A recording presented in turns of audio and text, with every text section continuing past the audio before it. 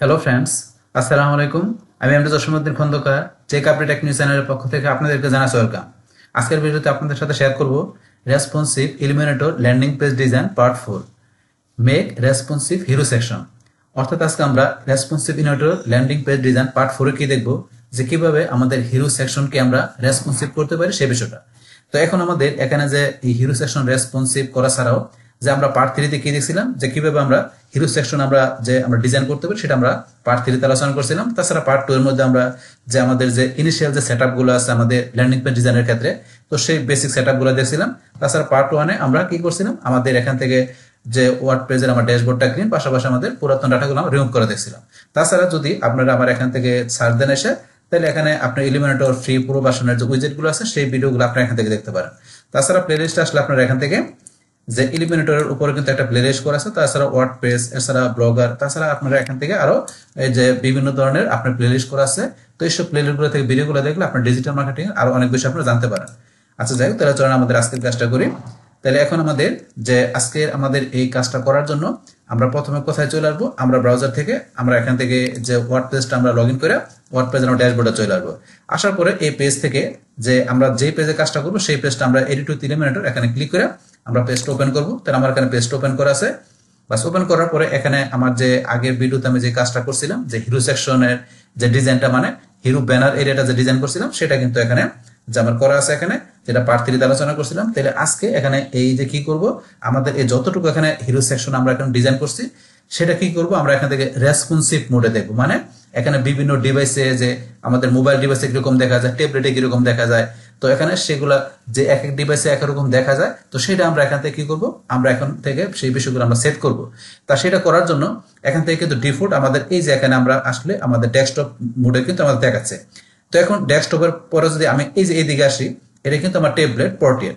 তাহলে এখন যদি আমি এখানে ক্লিক করি, তাহলে আমার এখানে যে কাজগুলো আমি করছি এখানে, সেগুলো কিন্তু আমার ট্যাবলেট মোডে এখানে দেখতে পারতেছি। মানে ট্যাবলেট ডিভাইসে আমি দেখা যাবে, এরকম দেখা যাবে যে যখন ট্যাবলেট থেকে কি করবে, আমার এই সাইটটাকে দেখবে, তখন তারা আমার এই যে এই পেজটাকে মানে ল্যান্ডিং পেজটাকে তারা এরকম ভাবে দেখতে পারবে। তো সেক্ষেত্রে আমি দেখি এখানে আমার সব বিষয়গুলো ওকে আছে কিনা। তাহলে এখানে ঠিক আছে, আমার উপর দিকে আসি, এখান থেকে মানে মোটামুটি সব বিষয়গুলো আমার ওকে আছে ট্যাবলেট মোডে। এই দেখেন এখানে কোনো প্রবলেম নাই, ঠিক মতো দেখা যাচ্ছে। কিন্তু যদি আমি এখান থেকে এই যে এখানে মোবাইল পোর্ট্রেট, যখন আমি এখানে মোবাইলে চলে আসবো, এখন দেখেন জিনিসগুলো কিন্তু একটু উল্টাপাল্টা হয়ে গেছে। তাহলে মোবাইল থেকে যখন কি করবে, আমার এটাকে পেজটাকে দেখবে ভিজিটররা, তখন কিন্তু দেখা গেছে আপনার এইভাবে দেখতে পারবে। তা সেই ক্ষেত্রে অবশ্যই আমাকে এই বিষয়গুলো এখন কি করতে হবে, ঠিক করতে হবে, যাতে মোবাইলে দেখলে আমাদের এটাকে সাইটটাকে যাতে তারা সুন্দরভাবে দেখতে পারে। তা সেই ক্ষেত্রে এখানে ধরুন এই যে আমার এটা ঠিক আছে উপরে, কিন্তু এখানে যে ready to launch your app in 1, এইটা একবার এই হয়ে গেছে। তাহলে এটাকে আমাকে সাইজ করার জন্য প্রথমে আমার এই যে এখান থেকে আমার এটা স্টিক করতে হবে এডিট হেডিং, আমরা এখানে ক্লিক করব।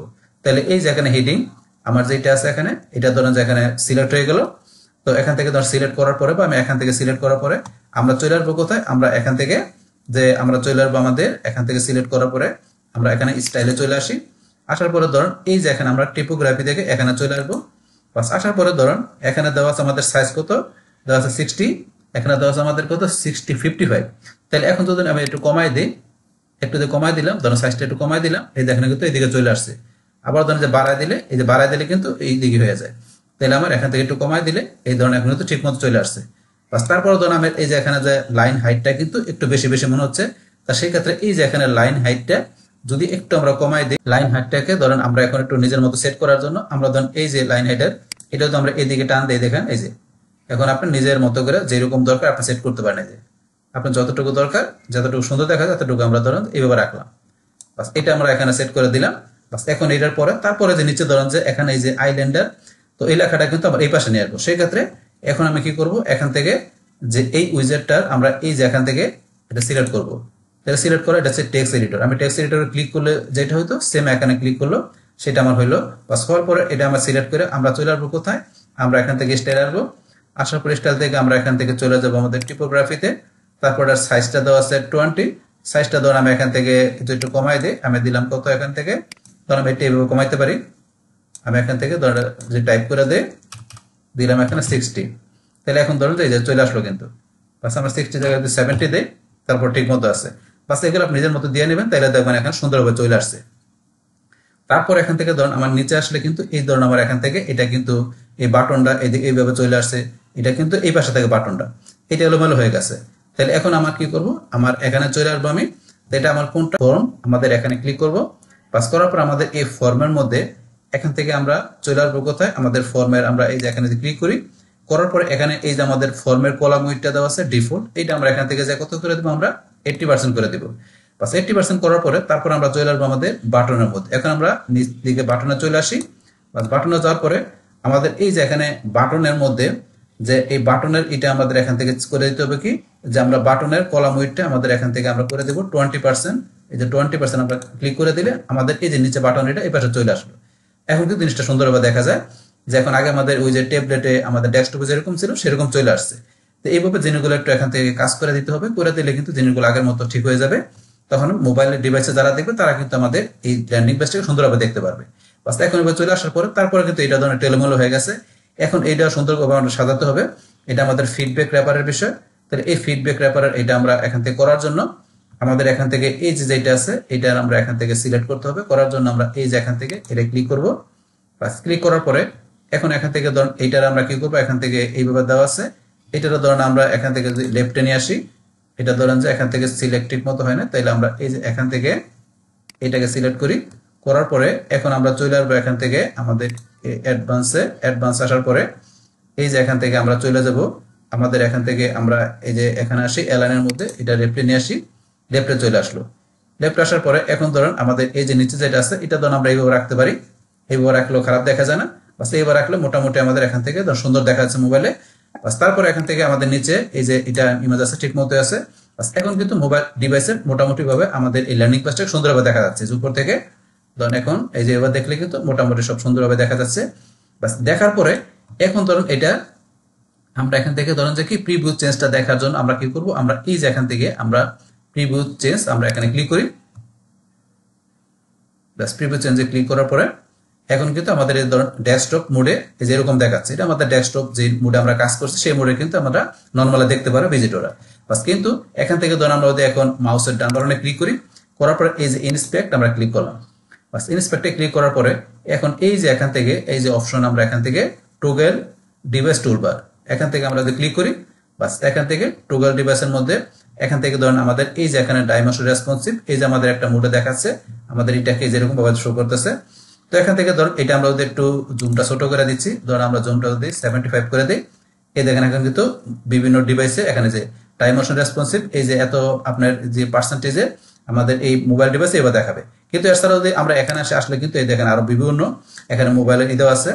তো এখান থেকে ধরুন আমি যদি দেখাই দিলাম কি ধরুন আইফোন এক্সআর এটা দিলাম, তা আইফোন এক্সআর এর মধ্যে এই যে আমাদের সাইটটাকে এবার শো করবে, দেখেন সবকিছু কিন্তু সুন্দরভাবে দেখাচ্ছে।